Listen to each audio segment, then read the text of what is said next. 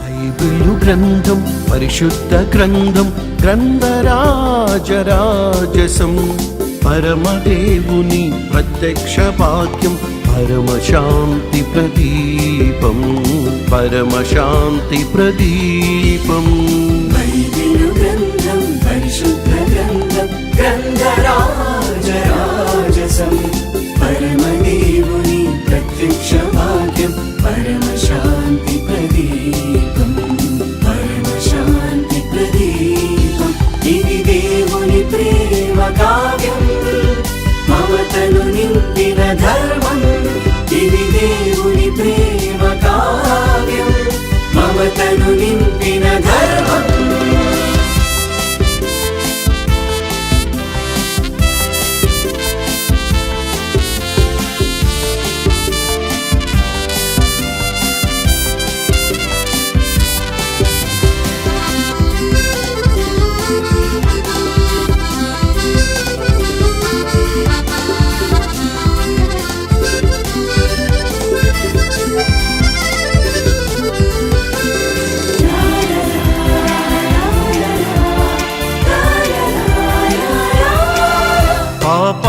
పాపాంధకారములో దారి చూపిన కాంతి పుంజం దారి చూపిన కాంతి పుంజం.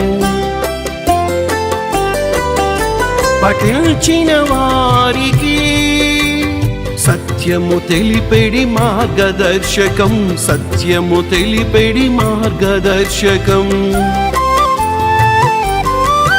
పాపాంధకారములో దారి చూపిన కాంతి పుంజం దారి చూపిన కాంతి పుంజం. పఠించిన వారికి సత్యము తెలిపెడి మార్గదర్శకం సత్యము తెలిపెడి మార్గదర్శకం. పాటించిన ప్రతి వారిని పరమును చేర్చే దివ్య పదం. పాటించిన ప్రతి వారిని పరమును చేర్చే దివ్య పదం పరమును చేర్చే దివ్య పదం.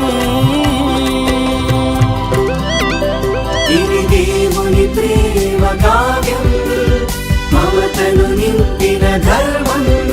ఇది దేవుని ప్రేమ కావ్యం మమతను నింపిన ధర్మం.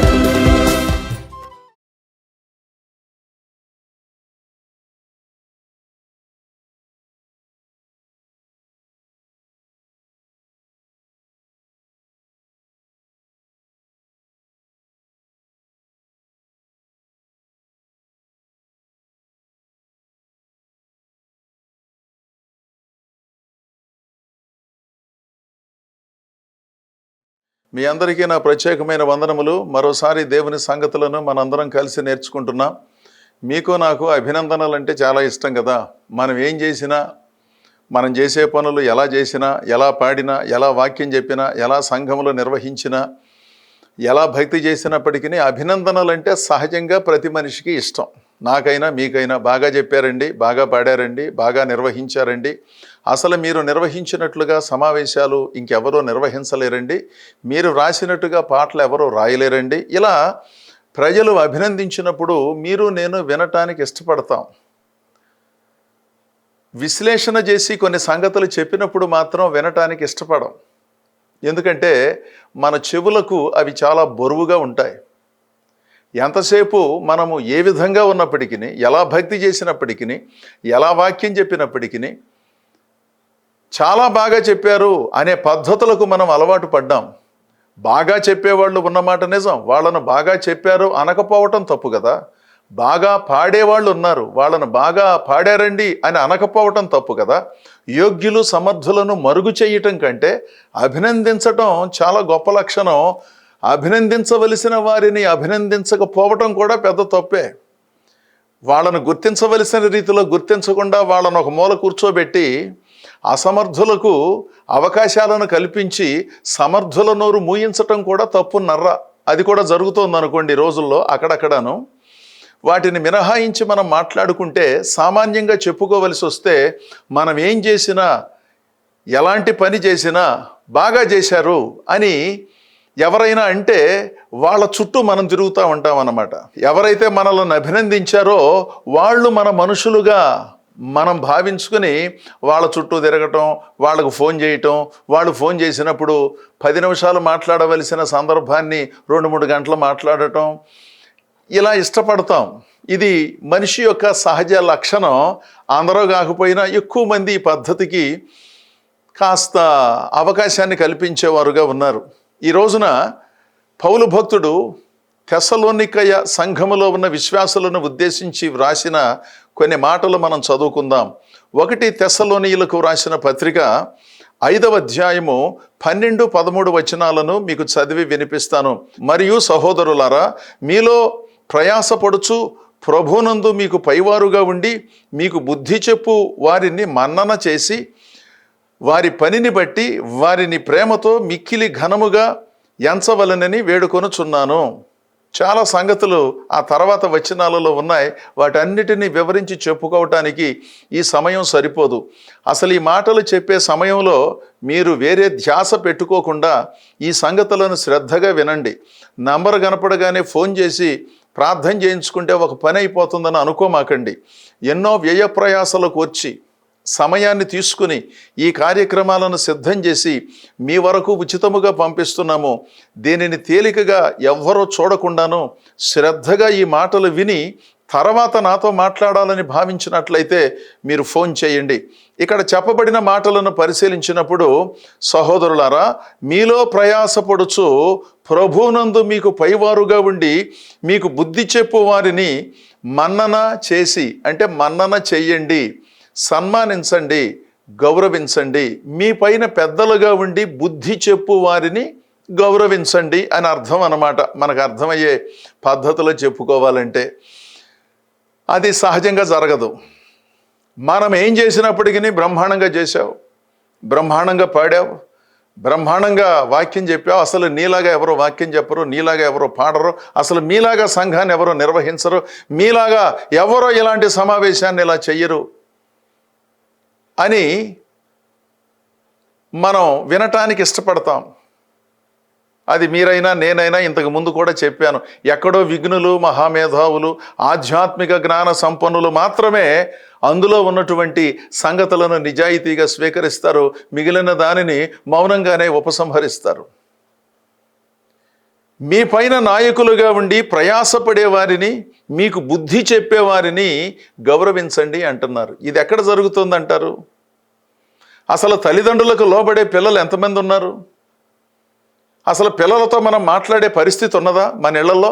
వాళ్ళు మరీ చిన్నగా ఉన్నప్పుడు దారి లేదు కనుక మన మీద ఆధారపడతారు. ఎందుకంటే వాళ్ళని ఎత్తుకుని మోయాలి, స్నానాలు చేయించాలి, భోజనాలు పెట్టాలి, తప్పదు. బట్టలు వేయించాలి, చెప్పులు తొడగాలి, కోట్లు వేయాలి. అప్పుడు మన మీద ఆధారపడక తప్పదు. ఎందుకంటే వాళ్ళకి చేత కాదు. ఒక స్థాయికి వచ్చారు, పాఠశాలకు వెళుతున్నారు, వాళ్ళను వీళ్ళను చూస్తారు. తల్లిదండ్రులు పెంచిన పెంపకం ఎందుకో కొంతమందికి గుర్తురాదు. వాళ్ళను వీళ్ళను చూచి అదో రకమైన వేలం వెర్రిలో ప్రవేశిస్తారు. తల్లిదండ్రుల మాటలు చేదు. అదేమిట్రా అలా మాట్లాడుతున్నావు, అదేంటమ్మా అలా చేస్తున్నావు, అక్కడికి వెళ్ళకూడదు, ఇక్కడికి వెళ్ళకూడదు, చదువుకోవాలి, ప్రార్థనా మందిరానికి రావాలి, సమయానికి రావాలి, ప్రొద్దున్నే లేవాలి, ప్రార్థన చేసుకోవాలి, బైబిల్ చదవాలి. ఇలాంటి మాటలు చెబితే కొంతకాలం తర్వాత కొంతమంది పిల్లలే వినటం లేదు. పిల్లలకు తల్లిదండ్రులు శత్రువులుగా ఉన్నారు. అసలు వీళ్ళెవరండి బాబు, వీళ్ళు ఎందుకు బతికున్నారు? ఎప్పుడు చూసినా చదువుకోమంటారు, ప్రార్థన చేసుకోమంటారు, ప్రార్థనా మందిరానికి రమ్మంటారు, స్నేహితుల దగ్గరికి వెళ్ళొద్దంటారు, తాగొద్దంటారు, తిరగొద్దంటారు. ఎలా మాట్లాడతారేమిటి నా తల్లిదండ్రులు?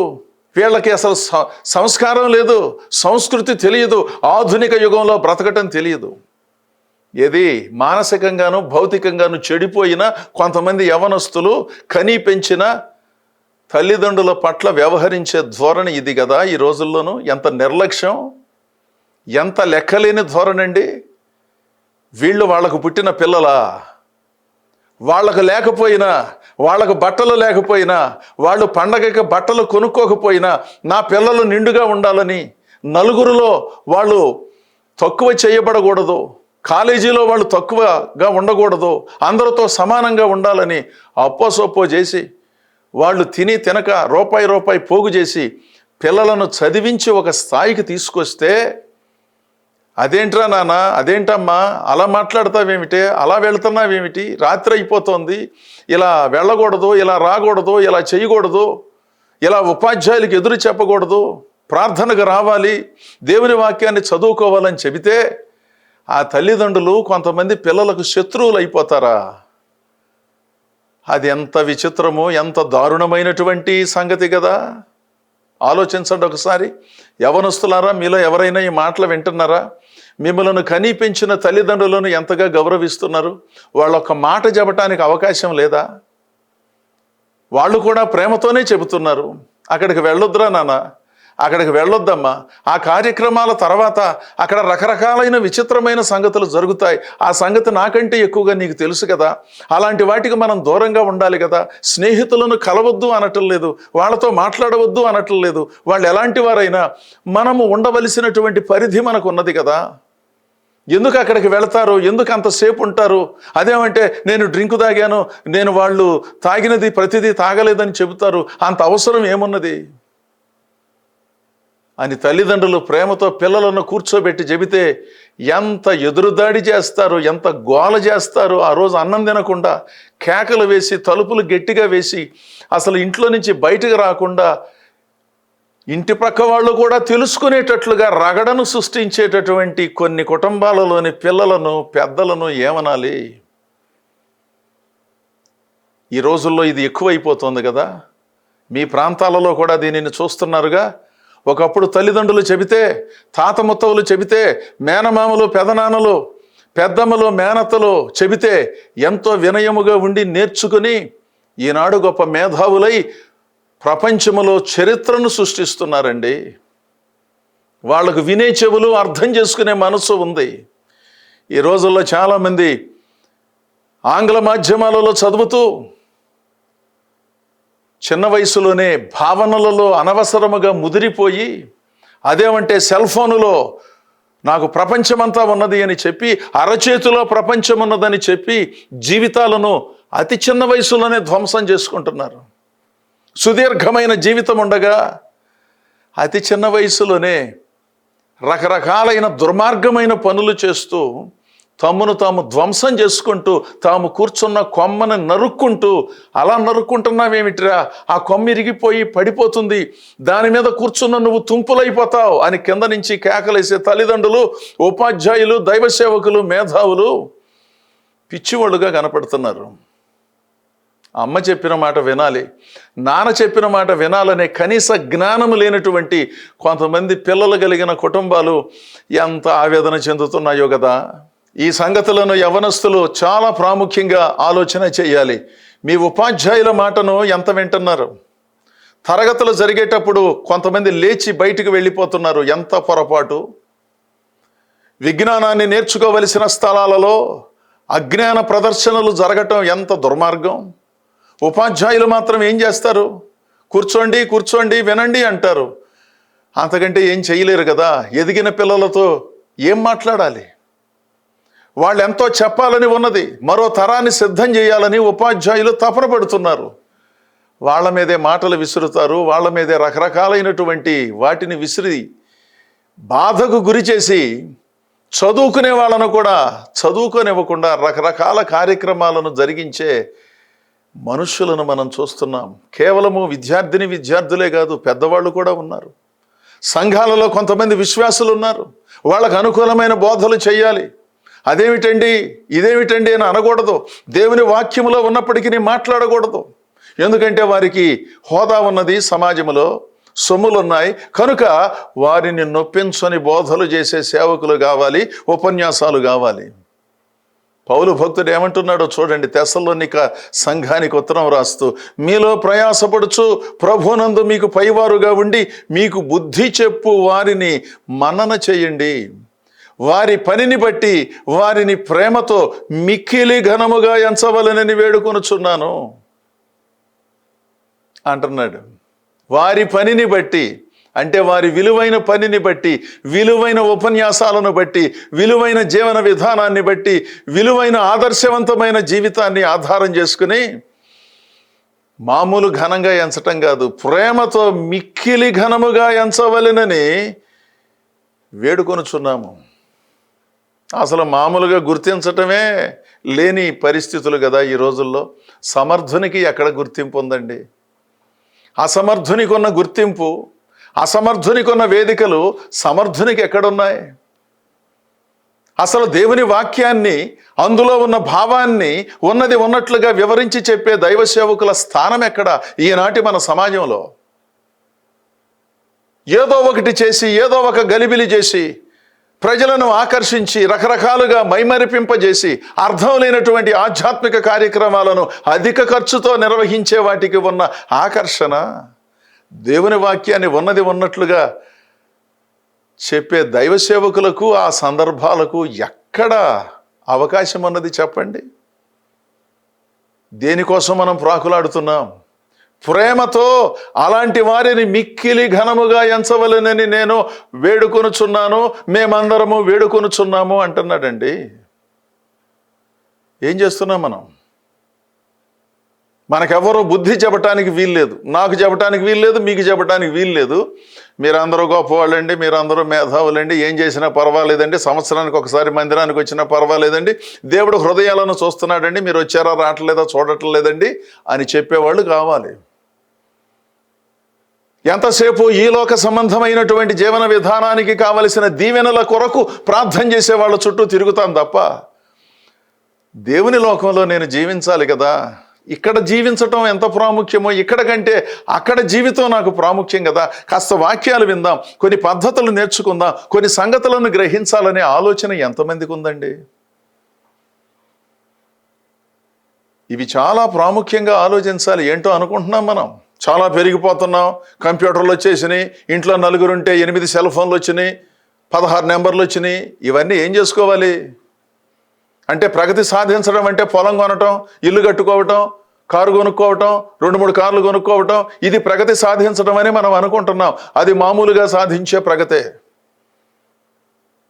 వాటిని పక్కన పెట్టండి. ఆధ్యాత్మికంగా మనం సాధించిన ప్రగతి ఏమిటి? మనం దేవునిలో ఎక్కడున్నామో, దైవ సంబంధమైన కార్యక్రమాలకు మనం ఎంతగా దోహదపడుతున్నామో, మన వలన ఈ దేవుని సంఘానికి, దేవుని కుటుంబానికి ఒరిగినదేమిటి? మన ఘనతంతా మన భౌతిక సంబంధమైన స్థితిగతులను ఆధారం చేసుకుని మాత్రమే ఉన్నాయా? మనందరం ఒకసారి ఆలోచించాలండి. దేవుడే వాటిని అనుగ్రహించాడు, వాటిని కాదని అనమని నేను అనటం లేదు, కానీ వాటితో తృప్తిపడి దేవుడు నన్ను దీవించాడని ఆ సాక్ష్యాలు మాత్రమే చెప్పి కూర్చుందామా ఆదివారాలు? అవేనా అద్భుతమైన సాక్ష్యాలంటే? అవేనా మహాసభలలో చెప్పుకునే సాక్ష్యాలు? నేను ఇల్లు కట్టుకున్నాను, కారు కొనుక్కున్నాను, బ్రహ్మాండంగా ఉన్నాను, పిల్లలు విదేశాలకు వెళ్ళారు, సంతోషం, దేవుడు చేసిన కార్యాలే అవి. అంతటితో సాక్ష్యం ముగించేద్దామా?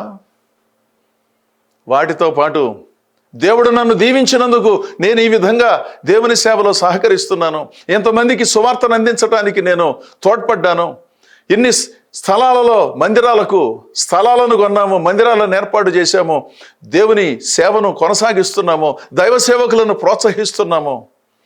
ఈ మాటలు లేనటువంటి సాక్ష్యాలు అద్భుత సాక్ష్యాలు అవుతాయా? ఒకసారి ఆలోచించండి. అద్భుతం అంటే మీరు నేను ఏం పొందుకున్నామో దానిని చెప్పటం మాత్రమే కాదండి, దానితో పాటు దేవుని కొరకు ఏం చేస్తున్నాం, దేవుడింత సంపదిస్తే దేవుని కొరకు ఏం చేస్తున్నాం, దేవుడింత జ్ఞానం ఇస్తే దేవుని కొరకు ఏం చేస్తున్నాం, దేవుని కొరకు మన వస్తువులను, వాహనాలను ఏ విధంగా వినియోగిస్తున్నాం, ఎంత ఆదర్శవంతమైన భక్తి జీవితాన్ని జీవించాం. అసలు ఈ ఆలోచనలకు తావున్నదా కొంతమందిలో? బుద్ధి చెప్పేవారిని మనన చేసేవాళ్ళు ఎక్కడండి బాబు? బుద్ధి చెప్పేవారిని తిరస్కరించి అసలు వాళ్ళని పిలవద్దు, వాళ్ళ దగ్గరికి మనం వెళ్ళొద్దు, వాళ్ళకి సంబంధం లేదు, వాళ్ళకి ఏ విధమైన చేయూతను ఇవ్వద్దని చెప్పి వాళ్ళను ప్రక్కన పెట్టి రకరకాలైనటువంటి ప్రలోభాల చుట్టూ అదో రకంగా ఆకర్షించబడే వారి సంఖ్య అధికము కదా. ఆలోచించండి. భక్తి అంటేనే మీకు నాకు తోచినట్లుగా మీరు నేను వినవలసిన సంగతులను చెబితే విందాము, అలాంటి వాళ్ళ చుట్టూ తిరుగుదాము, వాళ్ళని పిలిపించుకుందామనే భావన కాదు. జీవితానికి కావలసిన విలువైన సంగతులను బోధించే, దేవుని వాక్యములో ఉన్న సంగతులను ఉన్నవి ఉన్నట్లుగా ప్రజలకు వివరించి చెప్పగలిగిన ఆధ్యాత్మిక స్తోమత సామర్థ్యము కలిగినటువంటి దైవ సేవకులు ఎక్కడున్నారో టార్చ్ లైట్ పట్టుకుని వెతికితే ఎక్కడన్నా ఒకటి ఎర్ర దొరుకుతారు.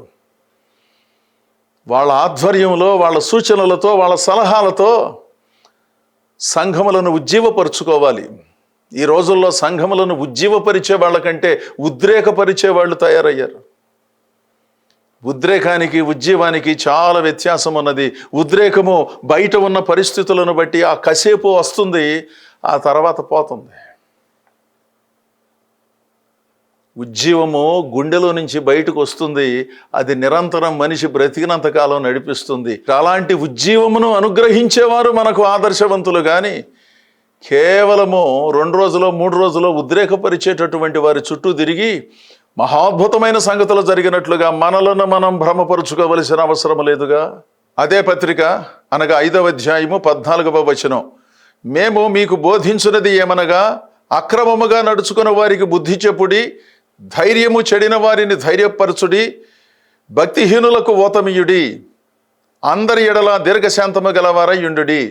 ఎంత చక్కని సూచన అండి. పౌలు భక్తుడు ఎప్పుడూ కూడా ఇలాంటి చక్కని భావనలు చెప్పే మనస్తత్వం కలిగిన వాడు. పౌలు తప్పితే ఇంత చక్కగా భావపరిపక్వతతో బోధించటం చాలామందికి సాధ్యం కాలేదని నాకు అనిపిస్తుంది.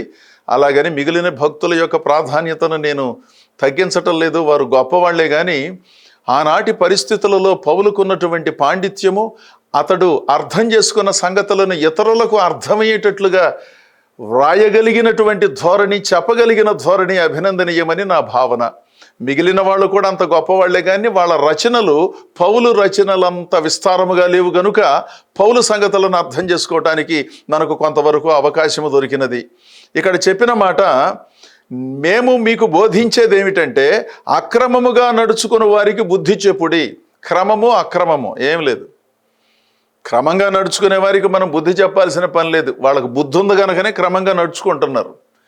అక్రమముగా నడుచుకునే వారికి బుద్ధి చెప్పాలి, వాళ్ళకు బుద్ధి లేదు కనుకనే అక్రమంగా నడుచుకుంటున్నారు. వాళ్ళకి ఏం చేయాలో తెలియదు, ఎప్పుడు ఎక్కడికి వెళ్ళాలో తెలియదు, ఎలా వ్యవహరించాలో తెలియదు.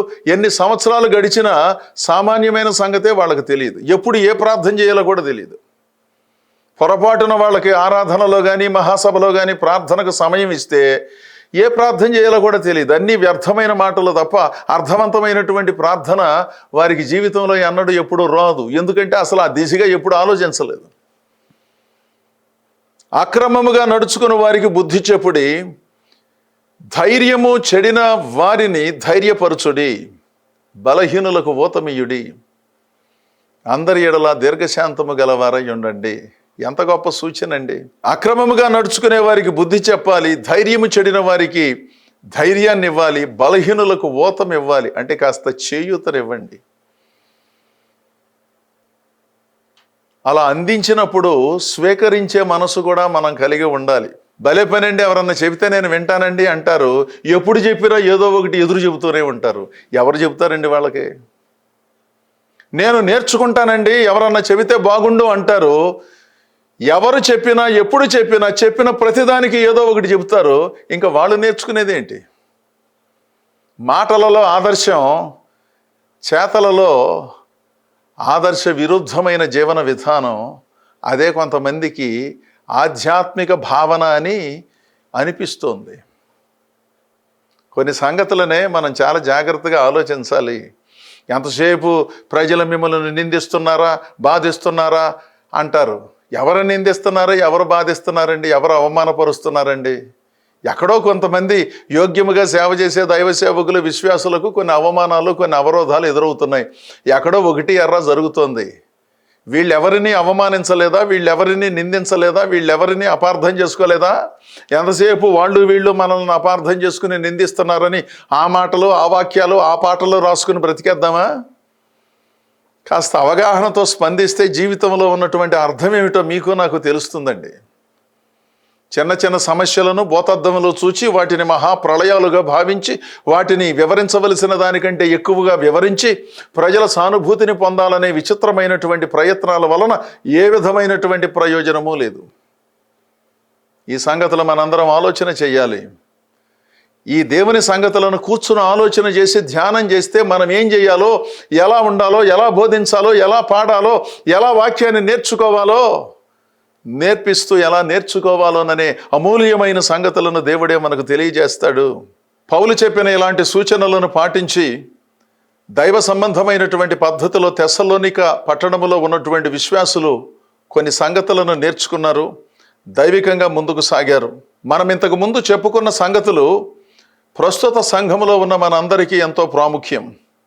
దైవ సంబంధితమైన సంగతులను క్రమముగా నేర్చుకోనప్పుడు ఎన్నిసార్లు చెప్పినా వినవలసిన సంగతులను వినవలసిన పద్ధతిలో వినకుండా మానసిక సోమరితనముతో వ్యవహరించి పదే పదే చెప్పించుకుని చెప్పారని అభ్యంతరపడే మానసిక భ్రష్టత్వము కలిగినటువంటి వారి వలన సేవలో ఏ విధమైనటువంటి సహకారము ఉండదు. ఇది చాలా ప్రాముఖ్యమైన సంగతి.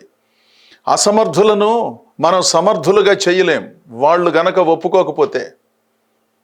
ఎందుకంటే వాళ్ళు అలా జీవించగోరుతున్నారు, అక్రమముగా నడుచుకోవాలని వాళ్ళు భావిస్తున్నారు కనుక అలాంటి వాళ్ళను మనం బాగు చేయలేం. కొన్నిసార్లు దేవుడే అలాంటి వాళ్ళను వదిలిపెట్టేశాడు.